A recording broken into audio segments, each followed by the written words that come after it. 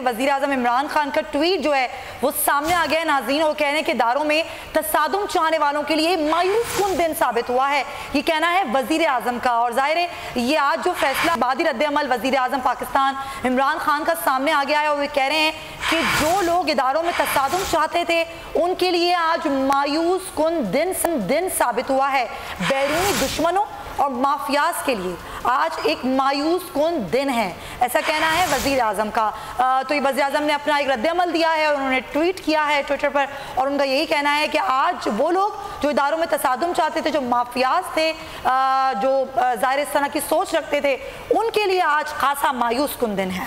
वज़ीर आज़म इमरान खान ने आज अपना ट्वीट और रद्द-ए-अमल दिया है इस फैसले के बाद। ये कहा है कि आज मायूसी उनके लिए हुई है जो इदारों में तसादुम चाहते थे या जो इदारों में तसादुम की ख्वाहिश करते थे, अब उनके लिए आज का दिन मायूस कुन दिन साबित हुआ है। वज़ीर आज़म इमरान खान ने अपना रद्द-ए-अमल भी आज के फैसले के बाद दे दिया, क्योंकि 2 से 3 दिन से एक कैफियत ऐसी थी कि हुकूमत बार बार जो चीज़ें लेकर आ रही थी, हुकूमत पर ही तनकीद की जा रही थी कि हुकूमत जो अपनी समरी ला रही है वो बेहतर तौर पर नहीं है, क्योंकि अदालत उन पर एतराज़ात और सवालात उठा रही थी। और अब जो फैसला आ गया है, उस फैसले के बाद वज़ीर आज़म इमरान खान का ट्वीट भी सामने आया है कि इदारों में तसादुम चाहने वालों के लिए आज मायूसी का दिन है। जी हाँ, बिल्कुल।